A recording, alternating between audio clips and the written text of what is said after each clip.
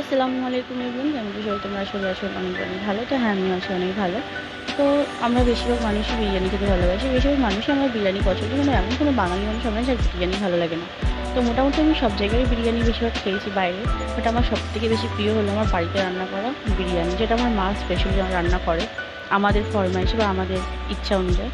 But আজকের বিরিয়ানিটা একটু আলাদা, কেন আজকে রান্না করেছে আমার পাপা। হ্যাঁ, আমার পাপা রান্না করেছে। উনি বাড়িতে থাকেন না, উনি থাকেন মুম্বাইতে।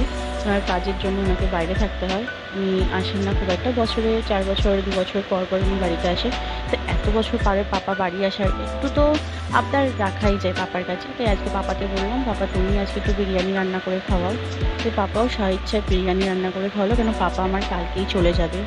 কালকে পাপার ফ্লাইট, পাপা চলে যাবে। তো আজকে ভাবলাম পাপাকেই বলি রান্না করতে। তো পাপা রান্না করেছিল। তো বিরিয়ানি খেতে অসম্ভব সুন্দর ছিল, দেখতে পাচ্ছ একদম ঝরঝরে আর কত সুন্দর রান্না হয়েছে। এটা কোনো অয়েলি ভাব ছিল না। গাইস, যদি ভিডিও ভালো লেগে থাকে লাইক কমেন্ট শেয়ার সাবস্ক্রাইব করতে ভুলো না।